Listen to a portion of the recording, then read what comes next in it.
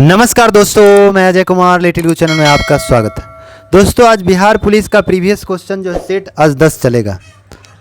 आज जो है बिहार पुलिस सेवा परीक्षा 16 दिसंबर 2020 में प्रथम पाली में जो एग्ज़ाम हुआ था उसका डिस्कशन इस वीडियो में करेंगे। दोस्तों, अगर वीडियो अच्छा लग रहा है तो लाइक कीजिएगा, कमेंट बॉक्स में जरूर कमेंट कीजिएगा वीडियो कैसा लग रहा है। और चैनल पर पहली बार विजिट करें, चैनल को सब्सक्राइब कर लें, बगल में बेल आइकन घंटी होगा दबा दीजिएगा, जिससे आने वाला कोई वीडियो पहले आप तक पहुँचेगा। इसका पीडीएफ चाहिए तो वीडियो के नीचे में लिंक रहता है, वहाँ से डाउनलोड कर सकते हैं। साथ ही इसका हैंड रिटन नोट भी आपको वीडियो के नीचे में लिंक में मिल जाएगा। और हमारे टेलीग्राम से भी जुड़ सकते हैं। टेलीग्राम का लिंक वीडियो के नीचे में रहता है। टेलीग्राम का नाम भी लिटिल गुरु चैनल, आप कैपिटल लेटर में सर्च कीजिएगा टेलीग्राम में तो आ जाएगा, वहाँ से जुड़ सकते हैं। चलिए क्वेश्चन नंबर 1 देखते हैं क्या कह रहा है। कह रहा है, निम्न में से किस राज्य या केंद्र शासित प्रदेश में भारत की गुज्जर एवं बकरवाल जनजाति निवास करती है।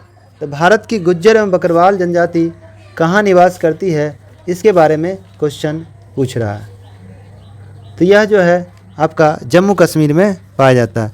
गुज्जर, बकरवाल और चंपा जनजाति कहाँ पाई जाती है? जम्मू कश्मीर में। एक्स्ट्रा फैक्ट जो है आपको हैंड रिटन नोट में मिल जाएगा। एक्स्ट्रा फैक्ट की हम चर्चा करते हैं और यह पूरा वीडियो देखिएगा तो आपको गाना की तरह उसको सुनिएगा तो याद हो जाएगा। चलिए, गारो, खासी, जयंतिया, मिकिर की पहाड़ी या जनजाति कहाँ पाई जाती है? तो मेघालय में। गारो, खासी, जयंतिया, मिकिर मेघालय में। कुकी और मैठी जनजाति कहाँ पाई जाती है? मणिपुर में पाई जाती है। लेपचा, लिम्बू और भूटिया, भूटिया जनजाति सिक्किम में पाई जाती है। टोंडा और बरगा जनजाति तमिलनाडु में पाई जाती है। थारू जनजाति कहाँ पाई जाती है? उत्तराखंड में पाई जाती है। चलिए, तो इसका आंसर आपका हो जाएगा ऑप्शन ए, जम्मू कश्मीर। चलिए 2 नंबर क्वेश्चन देखते हैं। 2 नंबर क्वेश्चन क्या कह रहा है? 2 नंबर क्वेश्चन कह रहा है, बिहार के निम्नलिखित जिलों में से कौन सा बिहार के नक्शे पर सर्वाधिक पूरब में है? तो किशनगंज। ऑप्शन सी 2 का सी हो गया, किशनगंज। तो बिहार का नक्शा चौहद्दी कहा जाए तो बिहार के उत्तर में नेपाल है, दक्षिण में झारखंड है, पूर्व में पश्चिम बंगाल है, पश्चिम में उत्तर प्रदेश है। बिहार क्षेत्रफल में भारत में 12वां स्थान है, जबकि जनसंख्या में बिहार का स्थान भारत में 3रा स्थान है। पहला उत्तर प्रदेश है, दूसरा महाराष्ट्र है। बिहार का जनसंख्या में 3रा स्थान है, क्षेत्रफल में 12वां स्थान है। बिहार का क्षेत्रफल 94,163 वर्ग किलोमीटर है। बिहार का उत्तर से दक्षिण विस्तार 345 किलोमीटर है, जबकि पूर्व से पश्चिम विस्तार जो है 483 किलोमीटर है। उत्तर से दक्षिण 345 किलोमीटर, पूर्व से पश्चिम 483 किलोमीटर है। चलिए 3 नंबर क्वेश्चन देखते हैं। 2020 में जारी किए गए हरित पथ मोबाइल ऐप का उद्देश्य क्या था? तो 2020 में जारी किए गए हरित पथ मोबाइल ऐप का उद्देश्य था, क्या उद्देश्य था? तो राष्ट्रीय राजमार्गों पर वृक्षारोपण का निरीक्षण। तो ऑप्शन बी हो जाएगा, 3 का बी हो जाएगा। चलिए 4 नंबर क्वेश्चन देखते हैं। 4 नंबर क्वेश्चन है, चटगांव शस्त्र डकैती की योजना किसने तैयार की थी? तो सूर्य सेन ने। ऑप्शन डी हो जाएगा। यह डकैती कहाँ हुआ था? बंगाल में हुआ था। कब? 18 अप्रैल 1930 को हुआ था। 18 अप्रैल 1930। इसका एक्स्ट्रा फैक्ट जो है हैंड रिटन नोट आपको मिल जाएगा, वीडियो के नीचे में लिंक रहता है, वहाँ से डाउनलोड कर सकते हैं। 5 नंबर क्वेश्चन और टेलीग्राम में भी आपको मिल जाएगा। 5 नंबर क्वेश्चन देखिए, मीर कासिम ने अपनी राजधानी मुर्शिदाबाद से कहाँ स्थानांतरित किया? तो मुर्शिदाबाद से यह मुंगेर स्थानांतरित किया। तो मीर कासिम कहाँ का था? बंगाल का नवाब मीर कासिम था। मीर कासिम ने ही मुंगेर में गन फैक्ट्री की स्थापना की थी। चलिए नेक्स्ट क्वेश्चन देखते हैं। 6 नंबर क्वेश्चन है, निम्नलिखित में कौन जम्मू कश्मीर का उपराज्यपाल नियुक्त किया गया? तो वर्तमान में जम्मू कश्मीर के उपराज्यपाल कहेंगे तो मनोज सिन्हा है। ऑप्शन सी हो जाएगा। जम्मू कश्मीर एक केंद्र शासित प्रदेश है, पहले राज्य था। जम्मू कश्मीर की स्थापना 31 अक्टूबर 2019 को किया गया। जम्मू कश्मीर की राजधानी श्रीनगर है। जम्मू कश्मीर की 2 राजधानी है, श्रीनगर, एक जम्मू है। तो जम्मू कश्मीर श्रीनगर ग्रीष्मकालीन राजधानी है, जबकि जम्मू शीतकालीन राजधानी है। और जम्मू कश्मीर जिलों की संख्या 22 गो है। 7 नंबर क्वेश्चन है कि भारत की जनगणना 2011 के अंतिम जनसंख्या योग के अनुसार निम्न में से भारत के किस राज्य एवं केंद्र शासित क्षेत्र में लिंगानुपात सबसे कम है? तो सबसे कम लिंगानुपात अगर कहा जाए दमन द्वीप का है। सबसे कम लिंगानुपात किसका है? केंद्र शासित प्रदेश में दमन द्वीप का है। सबसे कम लिंगानुपात किसका है? तो दमन द्वीप है। जबकि सर्वाधिक लिंगानुपात केंद्र शासित प्रदेश में कहा जाए पुडुचेरी का है। पुडुचेरी का लिंगानुपात 1000 पुरुष पर 1,138 महिलाएं हैं, जबकि दमन द्वीप में 1000 पुरुष पर 618 महिलाएं हैं। भारत का लिंगानुपात 2011 के अनुसार 943 है। 1000 पुरुष पर 943 महिलाएं हैं।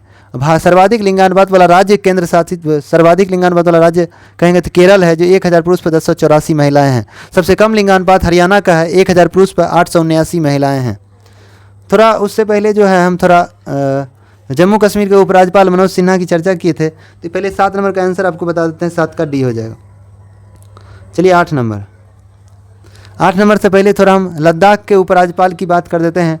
लद्दाख के उपराज्यपाल बी.डी. मिश्रा हैं वर्तमान में, और लद्दाख की राजधानी लेह है। लद्दाख की स्थापना 31 अक्टूबर 2019 को किया गया, और लद्दाख में 2 जिला है, जबकि जम्मू कश्मीर में 22 जिला है। उसके बाद आता है दिल्ली। दिल्ली की राजधानी नई दिल्ली है। दिल्ली अगर कहा जाए, दिल्ली शहर की स्थापना अनंगपाल तोमर शासक अनंगपाल के द्वारा किया गया था। दिल्ली भारत की राजधानी 1912 में बनी, नई दिल्ली 1931 में बनी। वर्तमान दिल्ली के उपराज्यपाल विनय कुमार सक्सेना हैं। दिल्ली के मुख्यमंत्री अरविंद केजरीवाल हैं। अब आते हैं पुडुचेरी। पुडुचेरी से पहले इसका नाम पांडिचेरी था। पांडिचेरी शहर की स्थापना फ्रांसीसी मार्टिन ने 1674 में किया था। पुडुचेरी 2006 में हो गया। पुडुचेरी की राजधानी पुडुचेरी है। वहाँ के वर्तमान उपराज्यपाल तमिलिसाई सुंदरराजन हैं, और वहाँ के मुख्यमंत्री एन रंगास्वामी हैं। अंडमान निकोबार की राजधानी है पोर्ट ब्लेयर, वहाँ के उपराज्यपाल है देवेंद्र कुमार जोशी, मतलब डी.के. जोशी याद रखना है।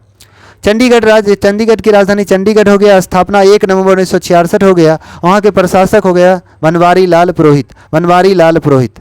दादर नागर हवेली एवं दमन द्वीप का स्थापना 26 जनवरी 2020 हो गया, और वहाँ के प्रशासक हो, इसकी राजधानी दमन हो जाएगा, और प्रशासक प्रफुल्ल पटेल है। लक्षद्वीप की स्थापना 1 नवंबर 1956 को किया गया। राजधानी लक्षद्वीप की राजधानी कवारती है, और उसके प्रशासक है प्रफुल्ल पटेल। चलिए अब हम 8 नंबर क्वेश्चन में आते हैं। 8 नंबर निम्न में से वैश्विक समस्या क्या है? आतंकवाद। ऑप्शन सी, 8 का सी हो जाएगा। 9 नंबर क्वेश्चन है कि भारत में नागरिकों में मौलिक अधिकार का संरक्षण कौन करता है? Supreme court, high court.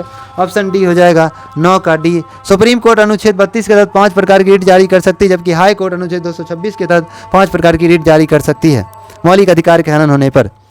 चलिए 10 नंबर आते हैं। मौलिक अधिकार जानते हैं, अमेरिका से लिया गया। मौलिक अधिकार की संख्या 6 है। मूल संविधान में 7 मौलिक अधिकार थे।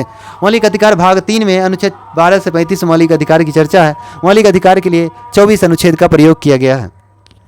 चलिए 10 नंबर क्वेश्चन है कि भारत के राष्ट्रपति पर महाभियोग चलाने की प्रक्रिया किस अनुच्छेद में है? राष्ट्रपति का महाभियोग अनुच्छेद 61 में है। अनुच्छेद 61 के तहत राष्ट्रपति पर महाभियोग लगाया जा सकता है। महाभियोग लगाने से पहले राष्ट्रपति को 14 दिन पहले सूचना देना पड़ेगा। महाभियोग प्रक्रिया किसी भी सदन में लाई जा सकती है। लाने के लिए 1/4 सदस्यों का साइन चाहिए। पारित होने के लिए 2/3 सदस्यों का साइन चाहिए। महाभियोग जो है यह अमेरिका से लिया गया है।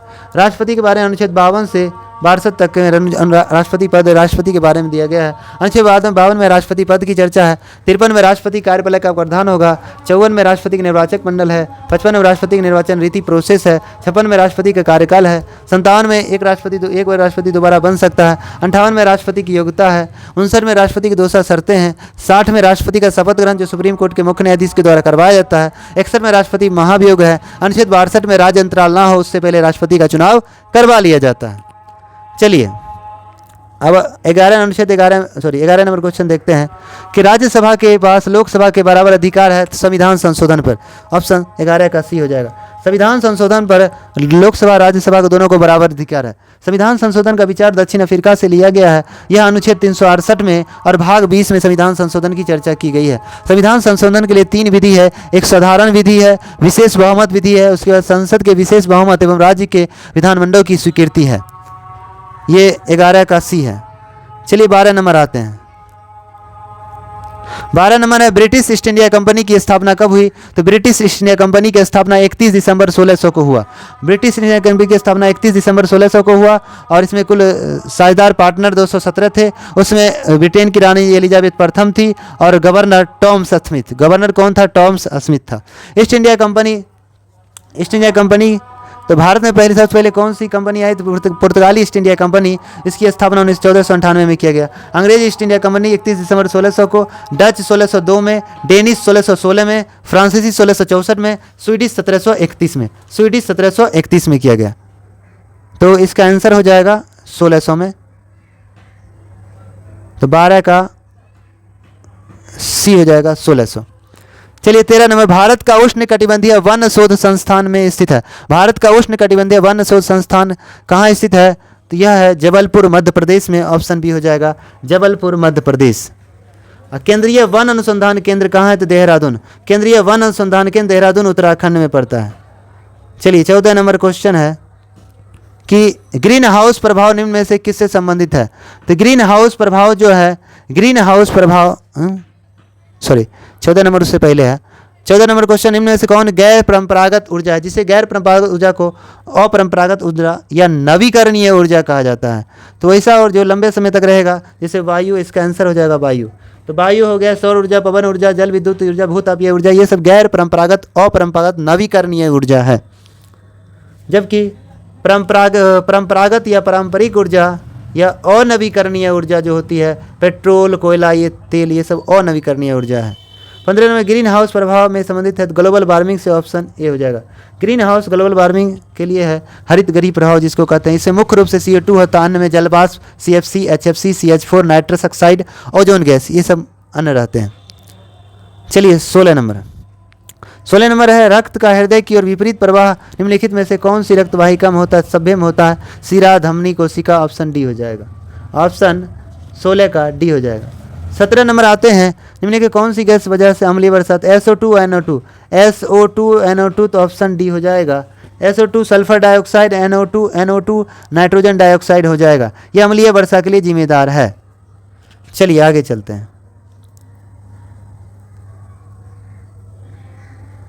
आगे कहता है विश्व स्वास्थ्य संगठन के मुताबिक पेयजल फ्लोराइड की कितनी मात्रा जायज की गई है? 0.5 ppm। WHO का मुख्यालय जनेवा स्विट्जरलैंड में है। स्थापना 7 अप्रैल 1948 को किया गया। WHO जो है विश्व में टीबी मुक्त रखने का 2030 तक लक्ष्य रखा है, जबकि भारत सरकार 2025 तक टीबी मुक्त करने का लक्ष्य रखा है। WHO का वर्तमान में प्रमुख टेंडोस अधोनुमा है और इसका 2023 का थीम था हेल्थ फॉर ऑल। इसका आंसर हो जाएगा ऑप्शन सी। चलिए 20 नंबर क्वेश्चन देख लीजिए, 19 नंबर। निम्न जंतुओं में कौन सा एक जंतु एक परितंत्र में एक समय में एक से अधिक पोषक स्तरों को ग्रहण करता है? तो मेढक। Option A. मेढक का निषेचन जो बाहर होता है, मेढक जो टटराता है तो सेक्सुअल मैथुन के कारण, उस सेक्सुअल एक्टिविटी के लिए मेढक टटराता है। चलिए 20 नंबर, निम्नलिखित में से कौन सा अम्लीय माध्यम में पोटेशियम आयोडाइड में आयोडीन की शीघ्रता से मुक्त रहेगा? तो ऑप्शन ए हो जाएगा सभी, nitrate, nitrite, phosphate. 21 number question है, निम्न में से कौन सी वायुमंडलीय पर रेडियो तरंग में मदद करती है? तो आयन मंडल हो जाएगा। ऑप्शन बी हो जाएगा। 21 का बी आयन मंडल हो जाएगा। आयन मंडल में सभी रेडियो तरंगे घटनाएं होती हैं आयन मंडल में। 22 में है कार्बोनिक अम्ल। कार्बोनिक अम्ल का सूत्र होता है H2CO3 जो ऑप्शन में नहीं है। H2CO3 कार्बोनिक अम्ल का सूत्र होता है, जबकि CH3COOH जो है एसिटिक अम्ल का होता है। CH3COOH जो है सूत्र होता है एसिटिक अम्ल का। तो इसका आंसर नहीं बता सकते हैं। 23 नंबर देखना, व्यापारिक तौर से अमोनिया बनाई जाती है तो अमोनिया हैबर विधि से बनाया जाता है। ऑप्शन 23 का बी। अमोनिया जो हैबर विधि से बनाया जाता है, इसमें उत्प्रेरक के रूप में लोहे का चूर्ण प्रयोग करते हैं। जबकि क्लोरीन गैस जो है डीकन विधि से बनाया जाता है, इसमें उत्प्रेरक रूप में क्यूप्रिक क्लोराइड का प्रयोग करते हैं। और सल्फ्यूरिक अम्ल जो है संपर्क विधि से बनाते हैं, उसमें उत्प्रेरक रूप में प्लेटिनियम का चूर्ण प्रयोग करते हैं। सल्फ्यूरिक अम्ल बनाने का दूसरा और विधि है सीसा कक्ष विधि, जिसमें उत्प्रेरक रूप में नाइट्रोजन ऑक्साइड का प्रयोग करते हैं। वनस्पति तेल बनाने में कृत्रिम घी विधि का प्रयोग करते हैं, जिसमें उत्प्रेरक रूप में निकेल प्रयोग किया जाता है। वनस्पति घी बनाने में उत्प्रेरक रूप में निकेल का प्रयोग किया जाता है। चलिए नेक्स्ट क्वेश्चन 24 नंबर क्वेश्चन है कि कह रहा है कि सूर्य सहित सभी तारों में ऊर्जा का स्रोत है। जानते हैं सभी तारों में ऊर्जा का स्रोत क्या है? तो नाभिकीय संलयन अभिक्रिया। तो हीलियम नाभिका हाइड्रोजन नाभिक में संलयन होना। ऑप्शन 24 का ये हो जाएगा। सूर्य ऊर्जा देता है नाभिकीय संलयन अभिक्रिया करना। सूर्य का प्रकाश पृथ्वी तक आने में 8 मिनट 20 सेकेंड लगता है। सूर्य में हाइड्रोजन 71% है, हीलियम 26.5% है। चलिए अगला क्वेश्चन देखते हैं 25 नंबर। कहता है निम्नलिखित में से किस वैज्ञानिक को 2 बार नोबेल पुरस्कार दिया गया? तो मैडम क्यूरी को दिया गया था 1903 में भौतिकी के लिए, रेडियो सक्रियता की खोज के लिए। 1911 में रसायन के क्षेत्र में रेडियम का निष्कर्षण पीच ब्रेन से किया गया। प्रधानमंत्री सहज बिजली हर घर योजना का नाम क्या है? सौभाग्य है, सौभाग्य योजना है। 26 का ए हो जाएगा। चलिए 27 नंबर देखते हैं। 27 का रीजनिंग है, आपको आंसर बता देते हैं, आप देख लीजिएगा। 27 का ए हो जाएगा।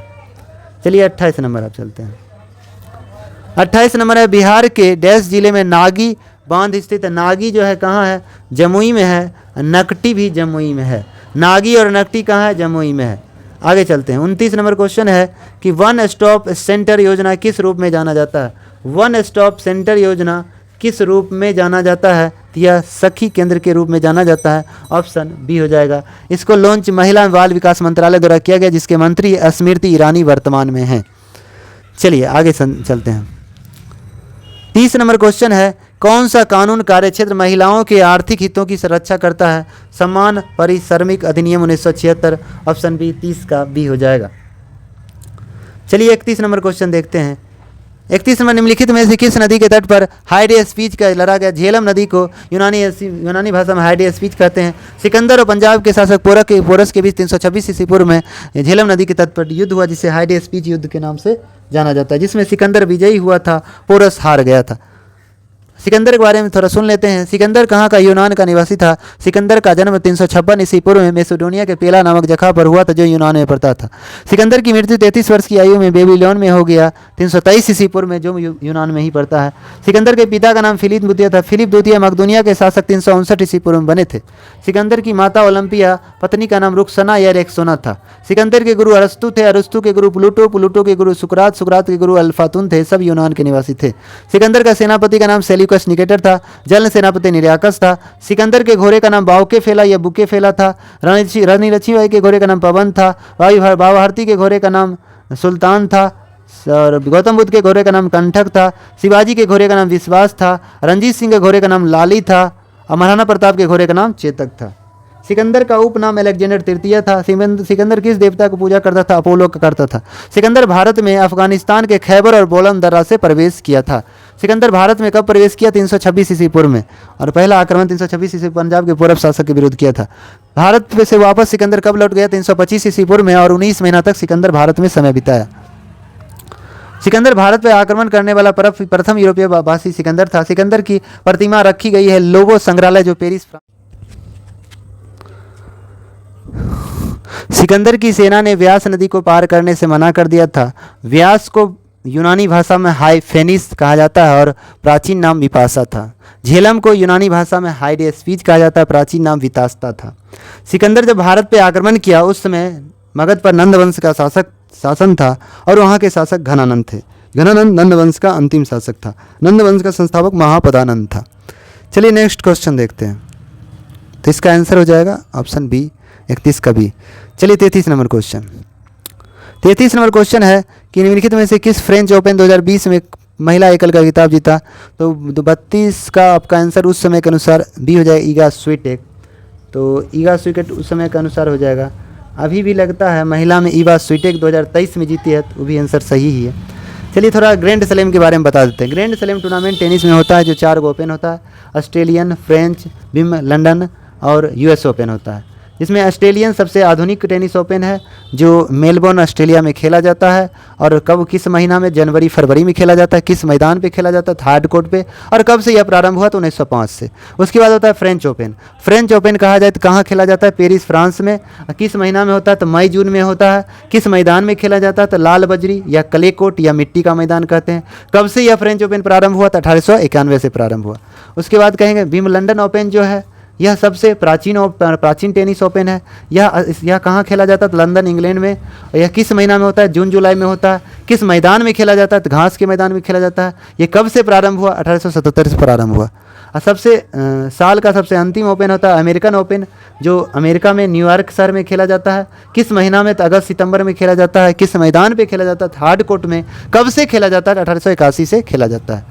तो इसका क्रम कहेंगे तो सालों में ऑस्ट्रेलियन, फ्रेंच, विंबलडन और यूएस ओपन होता है। 2023 का ग्रैंड स्लैम ओपन में 2023 में पुरुष महिला एकल विजेता के बारे में चर्चा कर लेते हैं। तो ऑस्ट्रेलियन ओपन 2023 में पुरुष एकल विजेता है नोवाक जोकोविच, जो सर्बिया का है। और महिला एकल विजेता एरिना सबलेंका है, जो बेलारूस की है। ये ऑस्ट्रेलियन ओपन हो गया।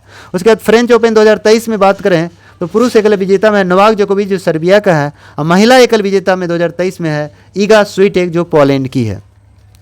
और विंबलडन ओपन 2023 में पुरुष एकल विजेता कार्लोस अल्कराज है, जो स्पेन का है। महिला एकल विजेता मार्केट बोंड्रोसोवा है, जो चेक गणराज्य की है।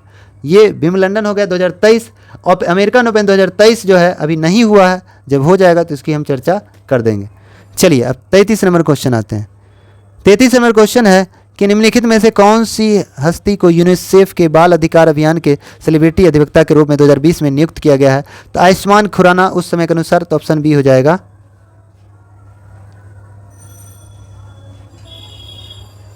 ऑप्शन बी हो जाएगा। चलिए 34 नंबर, आत्मीय समाज की स्थापना किसने की? तो राजा राम मोहन राय ने, ऑप्शन बी हो जाएगा। आत्मीय सभा, वेदांत कॉलेज और ब्रह्म समाज की स्थापना राजा राम मोहन राय ने किया। आत्मीय सभा की स्थापना राजा राम मोहन राय ने 1815 में किया, जबकि वेदांत कॉलेज की स्थापना 1825 में राजा राम मोहन राय ने किया और ब्रह्म समाज की स्थापना 1828 में राजा राम मोहन राय के द्वारा किया गया था। राजा राम मोहन राय के सहयोग से ही लॉर्ड विलियम बेंटिंक ने सती प्रथा का उन्मूलन समाप्त किया भारत में 1829 में धारा 17 के तहत। और बात करें आर्य समाज की स्थापना स्वामी दयानंद सरस्वती ने किया था 1875 में। सत्य शोधक समाज की स्थापना ज्योतिबा फुले के द्वारा किया गया। सत्य शोधक समाज की स्थापना ज्योतिबा फुले के द्वारा किया गया। रामकृष्ण मिशन की स्थापना स्वामी विवेकानंद ने किया। रामकृष्ण मिशन की स्थापना स्वामी विवेकानंद के द्वारा किया गया। चलिए 35 नंबर क्वेश्चन है, निम्न में से भारत में कौन सा राज्य एनीमिया मुक्त भारत सूचकांक 2020? तो 2020 ने हम लोग 2021-22 याद रखे हुए हैं। एनीमिया मुक्त में शीर्ष स्थान पे अगर कहा जाए तो मध्य प्रदेश है, दूसरा उड़ीसा है, तीसरा हिमाचल प्रदेश है। मध्य प्रदेश, उड़ीसा और हिमाचल प्रदेश है एनीमिया मुक्त सूचकांक 2021-22 में, और बिहार का स्थान 22वां है। तो इसका मतलब इसमें ऑप्शन ही नहीं है। तो इसको आगे चलते हैं 36 नंबर क्वेश्चन है, किसी पदार्थ का क्वथनांक दाब में वृद्धि के साथ क्या होगा? बढ़ेगा। ऑप्शन बी हो जाएगा। 36 का बी हो जाएगा। चलिए 37 नंबर क्वेश्चन देखते हैं। द्विबीजपत्री पादप का पर्ण होता है, तो पिचकारी, ऑप्शन डी हो जाएगा 37 का। 38 में आते मूली जड़ का रूपांतरण है। आप जानते हैं जड़ में कौन कौन आता है? चुकंदर हो गया, सलजम हो गया, गाजर हो गया, शकरकंद जो आता है, तो वो जड़ खाते हैं हम लोग। जबकि तना में आलू हो गया, बंडा हो गया, केसर हो गया, प्याज, हल्दी, अदरक, ये सब तना हम लोग यूज करते हैं। चलिए 39 नंबर क्वेश्चन देखते हैं। 39 नंबर है, किस क्षेत्र में योगदान के लिए ब्रिगेडियर जॉन मेंडल को जाना जाता है? तो अनुवांशिक का जनक मेंडल साहब को कहा जाता है। मेंडल ऑस्ट्रिया के निवासी थे जिसने अनुवांशिक की जानकारी मटर के पौधे पे किया। मटर के पौधे में गुणसूत्रों की संख्या 7 जोड़ी थी, मतलब 14 गो था। जीन शब्द का प्रयोग सबसे पहले जोहानसन ने किया। जेनेटिक्स शब्द प्रयोग किसने, जेनेटिक्स टर्म किसने दिया? डब्ल्यू वाल्टेयर ने दिया। जबकि गुणसूत्र का नाम जेनेटिक्स शब्द का प्रयोग, जेनेटिक्स टर्म किसने दिया, शब्द किसने किया? डब्ल्यू वाटसन ने। जबकि गुणसूत्र का नामकरण डब्ल्यू वाल्टेयर के द्वारा किया गया। जेनेटिक्स कोड किसने खोजा? हरगोविंद खुराना के द्वारा खोजा गया था। जिन शब्द का प्रयोग सर्वप्रथम जोहानसन ने किया। चलिए 40 नंबर क्वेश्चन है, ओजोन परत दिवस कब मनाया जाता है? 16 सितंबर को। सितंबर महीना का थोड़ा चर्चा कर लेते हैं। विश्व नारियल दिवस 2 सितंबर को मनाया जाता है। विश्व शिक्षक दिवस 5 अक्टूबर को मनाया जाता है। राष्ट्रीय शिक्षक दिवस 5 सितंबर को मनाया जाता है। राष्ट्रीय हिंदी दिवस 14 सितंबर को मनाया जाता है। विश्व हिंदी दिवस 10 जनवरी को मनाया जाता है। विश्व पर्यटन दिवस 27 सितंबर को मनाया जाता है। राष्ट्रीय पर्यटन दिवस 25 जनवरी को मनाया जाता है। विश्व शांति दिवस 21 सितंबर को मनाया जाता है। ओजोन परत संरक्षण दिवस 16 सितंबर को मनाया जाता है। अभियंता दिवस 15 सितंबर को मनाया जाता है। विश्व साक्षरता दिवस 8 सितंबर को मनाया जाता है। विश्व कद्दू दिवस 29 सितंबर को मनाया जाता है। सर्जिकल स्ट्राइक दिवस 29 सितंबर को मनाया जाता है। चलिए 41 नंबर क्वेश्चन है, पानी का घनत्व किस तापमान पर सर्वाधिक होता है? तो 4 डिग्री सी पर। ऑप्शन सी हो जाएगा 41 का। पानी का अधिकतम घनत्व जो है 4 डिग्री सी पर, आयतन न्यूनतम होता है 4 डिग्री सी पर। डिग्री सेल्सियस का फार्मूला होता है C/100 बराबर F-32/180 बराबर K-273/100 होता है। सभी द्रव गर्म करने पर आयतन क्या होता है? बढ़ जाता है। चलिए 42 का मैथ का आंसर बता देते हैं, ऑप्शन डी हो जाएगा। 43 में रीजनिंग है, आंसर 43 का सी हो जाएगा। 44 में रीजनिंग है, इसका आंसर 44 का आपका पूरा उत्तर पूर्व बी हो जाएगा। 45 में बृहस्पति हो जाएगा, 45 का डी हो जाएगा। अब आते हैं 46 नंबर। 46 का हिंदी है, इसका आंसर आपको बता देते हैं, 46 का ए हो जाएगा। चलिए क्वेश्चन में, भारत में कोयले के भंडारण उत्पादन के संबंधित सबसे अमीर राज्य हो जाएगा छत्तीसगढ़। 47 का डी हो जाएगा। 47 का डी हो जाएगा। अब कोयला के बारे में चर्चा कर लेते हैं। सबसे ज़्यादा कोयला उत्पादन करने वाला राज्य कहेंगे तो छत्तीसगढ़ हो जाएगा। दूसरा नंबर पर झारखंड हो जाएगा। दुनिया में सबसे ज़्यादा कोयला चीन के पास है। कोयला अवसादी चट्टानों से प्राप्त होता है। कोयला की उम्र ज्ञात करने के लिए कार्बन 14 पद्धति का प्रयोग करते हैं। कार्बन की मात्रा के आधार पर कोयला को 4 भागों में बांटा गया है। एंथ्रासाइट, बिटुमिनट, लिग्नाइट, पीट कोयला। तो एंथ्रासाइट के बारे में थोड़ा सुन लेना। एंथ्रासाइट सबसे उच्च कोटि का कोयला होता है, अच्छा कोयला होता है। इसमें कार्बन की मात्रा 85% से अधिक होती है और यह सर्वाधिक उत्पादन जम्मू कश्मीर में होता है। बिटुमिनस कोयला के बारे में, यह मुलायम कोयला, इसे घरेलू कोयला के नाम से जाना जाता है। पूरे भारत में सर्वाधिक बिटुमिनस ही पाया जाता है। इसमें कार्बन की मात्रा 70 से 80% होता है। इसका सर्वाधिक उत्पादन झारखंड राज्य में होता है। उसके बाद लिग्नाइट कोयला, इसे भूरा कोयला भी कहा जाता है। इसमें जलवाष्प की मात्रा सर्वाधिक होती है और कार्बन की मात्रा इसमें 60 से 70% होता है। इसका सर्वाधिक उत्पादन जो है तमिलनाडु के नवेली क्षेत्र में किया जाता है। पीट कोयला, इसे घटिया कोयला या निम्न कोटि का कोयला कहा जाता है। इसमें कार्बन की मात्रा 50 से 60% है और इसमें सबसे अधिक झारखंड राज्य में उत्पादन किया जाता है। अब आते हैं, भारत में संविधान को कौन सा संविधान की आत्मा कहा जाता है? उद्देशिका। संविधान की आत्मा, संविधान का दर्पण या संविधान की चाबी उद्देशिका प्रस्तावना को कहा जाता है। प्रस्तावना का विचार अमेरिका से लिया गया है, जबकि प्रस्तावना की भाषा ऑस्ट्रेलिया से लिया गया है। प्रस्तावना का ड्राफ्ट किसने तैयार किया? मोतीलाल नेहरू ने। जबकि प्रस्तावना का ड्राफ्ट किसने तैयार किया? मोतीलाल नेहरू ने। प्रस्तावना को संविधान सभा में पेश किसने किया? पंडित जवाहरलाल नेहरू ने। कब? 13 दिसंबर 1946 को। संविधान और प्रस्तावना को स्वीकार कब किया गया? तो 22 जनवरी 1947 को। किसके द्वारा? तो संविधान सभा द्वारा। प्रस्तावना में मात्र अब तक एक बार संशोधन हुआ। 42वां संवैधानिक संशोधन 1976 के 3 शब्द जोड़े गए थे। समाजवादी, पंथनिरपेक्ष, राष्ट्र की एकता और अखंडता शब्द जोड़ा गया था। प्रस्तावना में 3 प्रकार की न्याय की चर्चा है: सामाजिक, आर्थिक, राजनीतिक।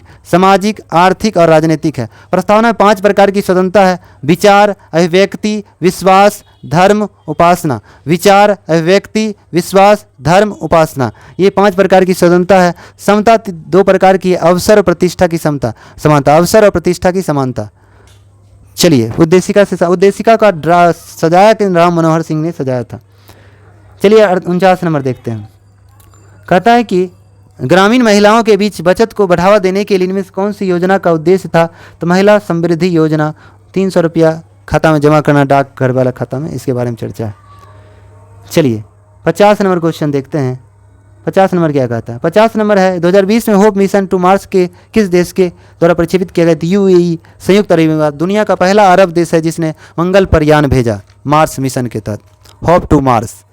चलिए, आयुर्वेद के महान विद्वान चरक किसके दरबार में रहा करते थे? तो कुषाण वंश कनिष्क के दरबार में रहा करते थे। ऑप्शन डी हो जाए। कनिष्क के दरबार में कौन कौन? चरक, अश्वघोष, वासुमित्र, नागार्जुन, मथारा रहा करते थे। नागार्जुन को भारत का आइंस्टीन कहा जाता है, जबकि अश्वघोष को भारत का मिल्टन, भारत का गेटे कहा जाता है।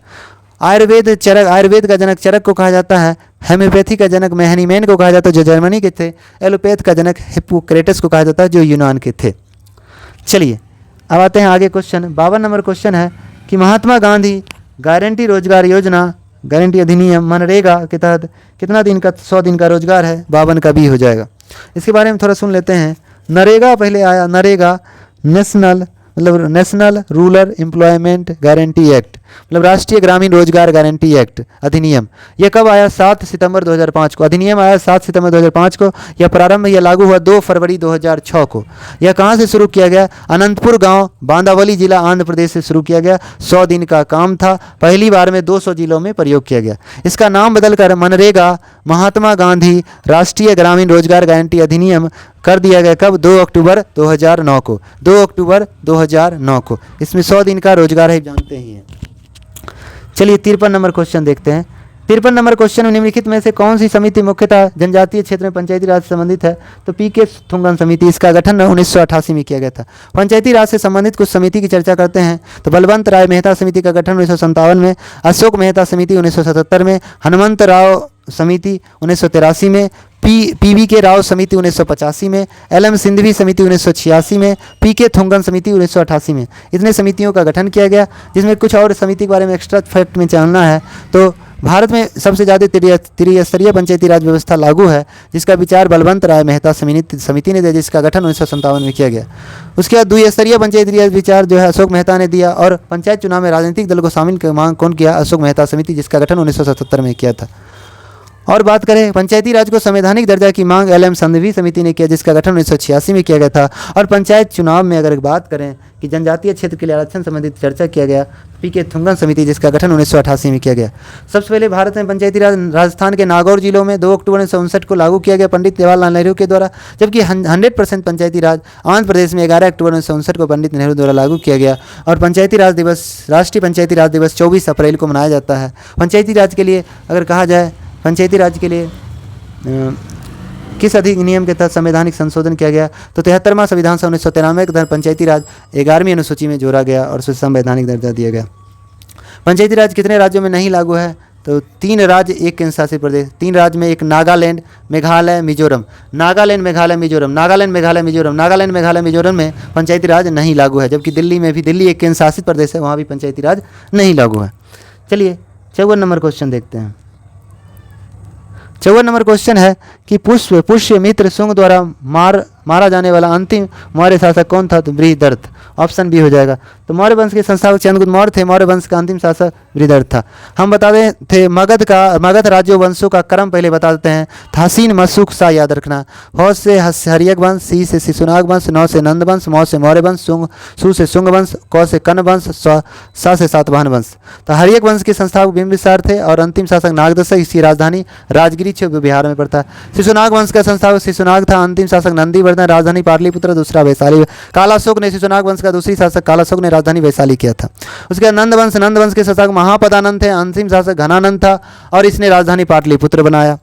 मौर्य वंश के संस्थापक चंद्रगुप्त मौर्य थे। मौर्य वंश का अंतिम शासक बृहदर्थ था, जिसको मारकर पुष्यमित्र शुंग ने शुंग वंश की स्थापना की। शुंग वंश का अंतिम शासक देवभूति था। शुंग वंश का अंतिम शासक देवभूति था, जिसने अपनी राजधानी पाटलिपुत्र किया।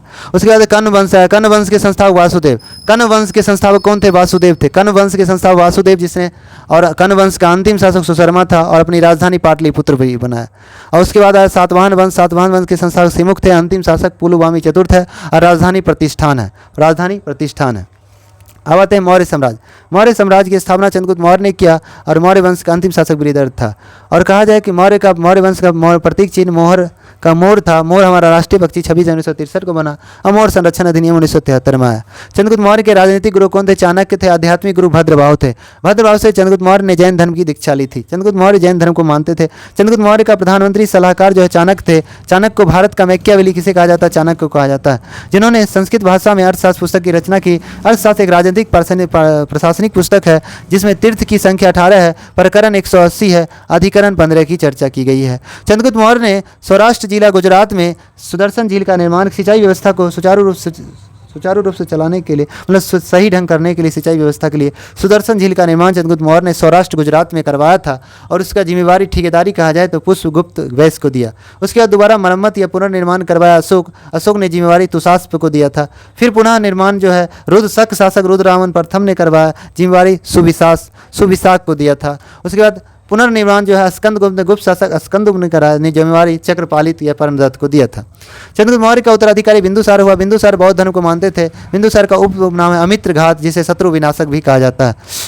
बिंदुसार को जैन ग्रंथों में श्रीसेन कहा जाता है, वायु पुराण में भंतसार कहा जाता है। बिंदुसार का उत्तराधिकारी अशोक हुआ। अशोक बौद्ध धर्म को मानता था। बिंदुसार का उत्तराधिकारी अशोक हुआ। अशोक जो है बौद्ध धर्म को मानता था। और अशोक के पिता का नाम बिंदुसार था, माता का नाम शुभद्रांगी था और बड़े भाई सुसीम थे। अशोक की पत्नी का नाम कारोबाकी है। कारोबाकी का जिक्र शिलालेख में है। उसके अशोक कारोबाकी का पुत्र का नाम तीवर है। एक पत्नी है पद्मावती है। और तिसरखा जो है अशोक की एक पत्नी है, जिसने बोधि वृक्ष कटवा दिया था। नाग देवी का एक बेटा और बेटी है महेंद्र और संघमित्रा, जिसे बौद्ध धर्म प्रचार के लिए अशोक ने श्रीलंका भेजा था। अशोक के राजनीतिक गुरु कहा जाए तो खल्लाटक था और धार्मिक गुरु कहा जाए तो उपगुप्त था। अशोक बौद्ध धर्म को मानते थे। अशोक ने जम्मू कश्मीर की राजधानी श्रीनगर शहर की स्थापना अशोक के द्वारा किया गया था।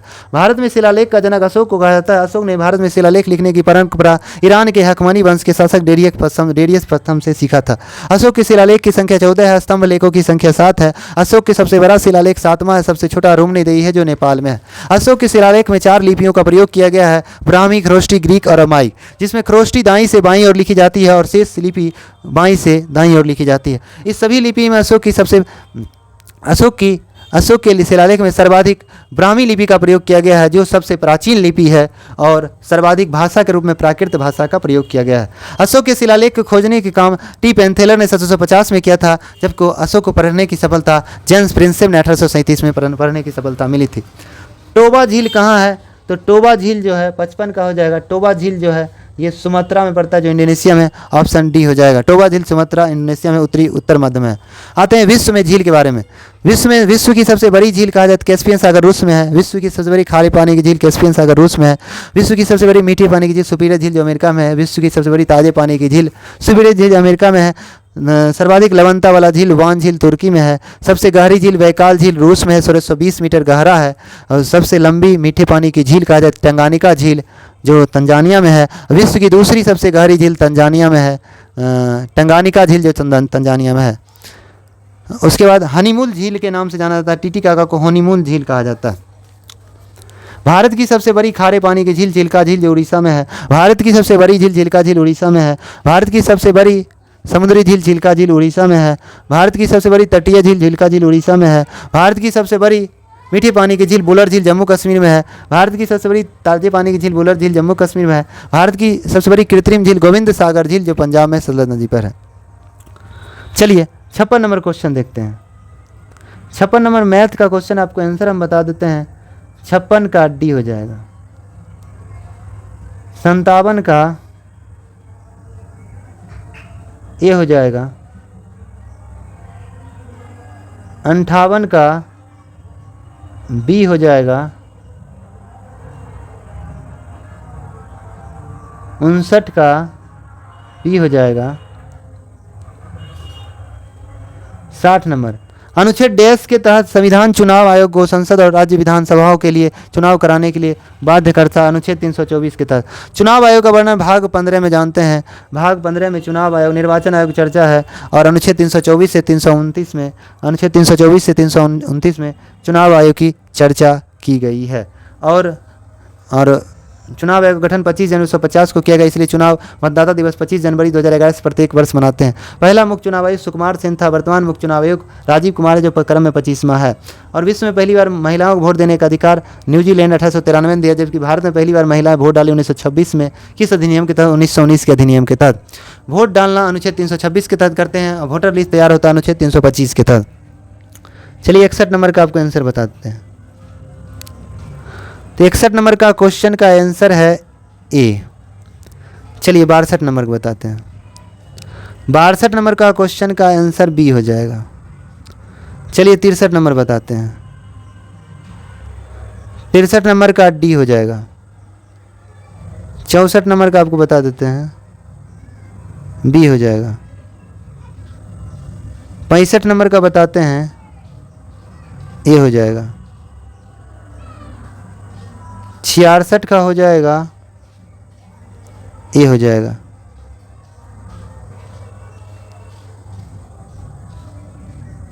67 नंबर का बी हो जाएगा। 68 नंबर में कहा जाए तो बी हो जाएगा। 69 में कहेंगे तो बी हो जाएगा। 70 में ए हो जाएगा। 71 में बी हो जाएगा। 72 में सी हो जाएगा। 73 में बी हो जाएगा। 74 देखना है। भारत रत्न पुरस्कार शुभारंभ कब हुआ? 1954 में। भारत का सर्वोच्च सम्मान भारत रत्न है, 1954 से दिया जाता है। सबसे पहले सर्वपल्ली राधाकृष्णन को 1954 में मिला। मरणोपरांत सबसे पहले लाल बहादुर शास्त्री को 1966 में मिला। और पहला वैज्ञानिक जिसे भारत रत्न दिया गया सीवी रमन को 1954 में। प्रथम महिला जिसे भारत रत्न दिया गया इंदिरा गांधी 1971 में। अटल बिहारी वाजपेयी को 2015 में मिला। अटल बिहारी वाजपेयी और मदन मोहन मालवीय को 2019 में प्रणब मुखर्जी, नानाजी देशमुख और भूपेंद्र हजारिका को मिला। अब तक कुल 48 व्यक्तियों को भारत रत्न दिया जा चुका है। इसमें पैसा नहीं मिलता है। चलिए 75 नंबर देखते हैं। निम्न कौन विषाणु जनित रोग है? मतलब विषाणु जनित एड्स हो जाएगा। एड्स जो है विषाणु से होता है। तो एड्स के विषाणु की खोज वेनोस्की ने किया जो रूस का निवासी था, और यह तंबाकू पे खोजा था। इसके लिए ठीक रेखा हमें हिट करके पोइचे छोड़ गई। तो रेखा मतलब रेबीज और खसरा, हमें मतलब हर्पिस और मेनिंजाइटिस, हीट मतलब हेपेटाइटिस, टे से ट्रिकोमा, कर के कनेक्टर हो गया, पोइचे पोलियो, ए से एड्स, चे से चेचक, छोड़ गई मतलब छोटी माता, और अरौ से डेंगू, गई मतलब गलसुआ, ई से इन्फ्लुएंजा। ये सब विषाणु जनित रोग है। चलिए 76 नंबर क्वेश्चन देखते हैं। आलू का कंद का हम लोग तना भाग यूज करते हैं तो ऑप्शन ए हो जाएगा 76 का है। आलू का हम लोग तना में कंद यूज करते हैं। भंडा केसर लहसुन का ओल का हम लोग धनकंद यूज करते हैं। प्याज का सलकंद यूज करते हैं। हल्दी अदरक का हम परकंद यूज करते हैं। जड़ में अगर कहा जाए तो गाजर का हम लोग शंकु काउर खाते हैं। सलजम चुकंदर का कुंभी रूपी, मूली का तुर्क रूपी खाते हैं। चलिए 77 का देखना है। किस बल के कारण गतिमान वस्तुएं उत्तरी गोलार्ध में दाईं और दक्षिणी गोलार्ध बाईं ओर विक्षेपित हो जाती है? तो कोरियोलिस बल के कारण। ऑप्शन 77 का ए हो जाएगा। 77 का ए हो जाएगा। चलिए 78 में है, मानव नेत्र की रेटिना में बना प्रतिबिंब कैसा होता है? वास्तविक, उल्टा और वस्तु से छोटा। तो ऑप्शन बी 78 का बी हो जाएगा। 78 का वास्तविक उल्टा वस्तु से छोटा होता है। हमारे आँख पे बना प्रतिबिंब जो है वास्तविक उल्टा वस्तु से छोटा होता है। स्पर्श देखने की न्यूनतम दूरी 25 सेंटीमीटर होती है। आँख में बनता है रेटिना प्रतिबिंब बनता है जिसे दृष्टि पटल करते हैं। दान में कॉर्निया दिया जाता है। आँख पे प्रकाश 1 मिनट 10 सेकंड तक रहता है और आँख के प्रकाश का नियंत्रण कॉर्निया करता है। आँख के अंदर प्रवेश करने वाले प्रकाश का नियंत्रण आँख में अंदर कहेगा प्रवेश पुतली करता है। ऐसे आँख में प्रकाश का नियंत्रण आइरिस या परितारिका के द्वारा, रंग का निर्धारण भी पाइरिस या परितारिका करता है। मछली का आँख लगेगा कॉर्निया, शार्क मछली का कॉर्निया लग सकता है। मस्तिष्क को रेटिना से पिक्चर भेजने का काम सिलेरी मांसपेशी करता है। खुली आँख से हम छींक नहीं सकते हैं। आँख का हमारा मेगापिक्सल 576 मेगापिक्सल कैमरा है। आँख के लिए सर्वोत्तम विटामिन ए है। आँख से आंसू निकलता है, वो ग्रंथि का नाम है लेक्रिमल ग्रंथि। कीचड़ निकलता है मीबोमियन ग्रंथि से कांची निकलता है जो पीला कलर का होता है, नमकीन होता है, खा के देख सकते हैं। चलिए 79 नंबर। पसीने में समानता उपस्थित खनिज लवण NaCl सोडियम क्लोराइड होता है, नमकीन होता है, पसीना खा के देखेंगे, पी के देखेंगे। अश्वेत ग्रंथि से पसीना निकलता है। वर्गीकरण के आधार पर कई स्पीसीज जिसको जाति कहते हैं इसकी खोज लिनियस ने किया। लिनियस कहाँ से? स्वीडन निवासी था। आधुनिक वर्गीकरण का जनक लिनियस, द्विनाम पद्धति लिनियस को कहा जाता है जो स्वीडन के निवासी थे। चलिए 81 नंबर क्वेश्चन के बारे में बताते हैं। 81 का आपको आंसर बता देते हैं। 81 का आंसर आपका हो जाएगा बी। चलिए 82 नंबर। 82 नंबर में 3R पर्यावरण में क्या है? तो 3R में है 82 का डी है, रिड्यूस है, री यूज है, रिसाइकल है। 83 में एस्पिरिन का रासायनिक नाम क्या है? एसिटिक सैलिसिलिक, एसिटिक सैलिसिलिक अम्ल है, मतलब 83 का ए है। चलिए 84 नंबर। 84 का हिंदी है, आपको बता देते हैं। 84 का आंसर हो जाएगा डी। 85 नंबर। 85 को आपको हिंदी बताते हैं। 85 का सी हो जाएगा। 86 का ए हो जाएगा। 87 का बी हो जाएगा। 88 का डी हो जाएगा। 89 का ए हो जाएगा। 90 का डी हो जाएगा। 91 का सी हो जाएगा। 92 का बी हो जाएगा। 93 का बी हो जाएगा। 94 का डी हो जाएगा। 95 का बी हो जाएगा। 96 का बी हो जाएगा। 97 का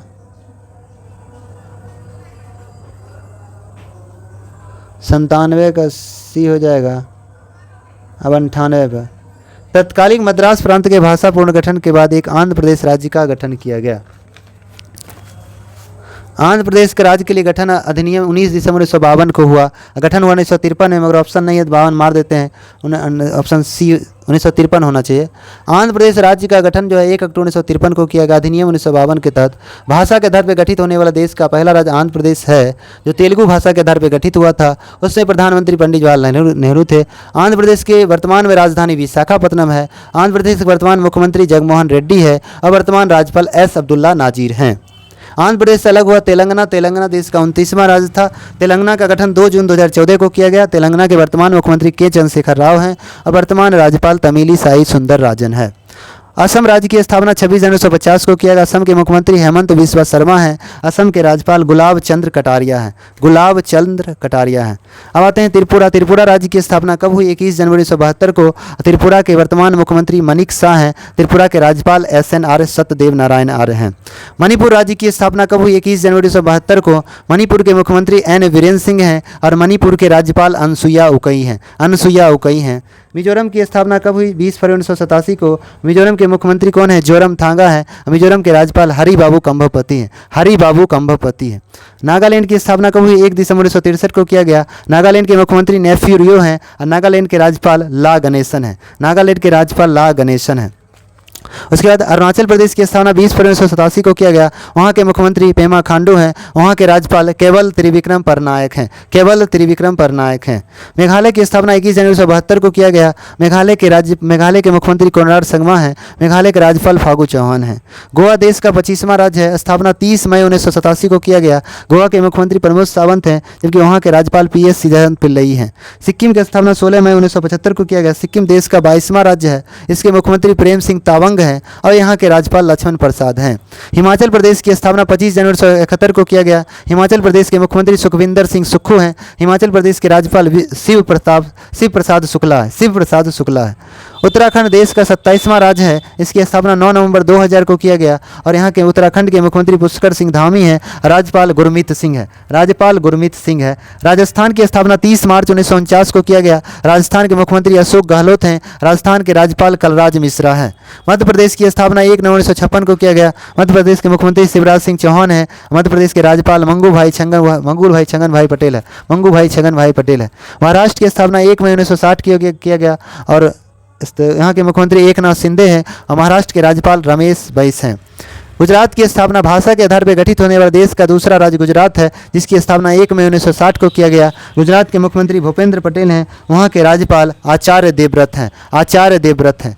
छत्तीसगढ़ देश का 26वां राज्य है। इसकी स्थापना 1 नवंबर 2000 को किया गया। छत्तीसगढ़ के मुख्यमंत्री भूपेश बघेल हैं। वहाँ के राज्यपाल विश्वभूषण हरिचंदन है। झारखंड राज्य की स्थापना 15 नवंबर 2000 को किया गया। झारखंड देश का 28वां राज्य है। झारखंड के मुख्यमंत्री हेमंत सोरेन हैं। झारखंड के राज्यपाल CP राधाकृष्णन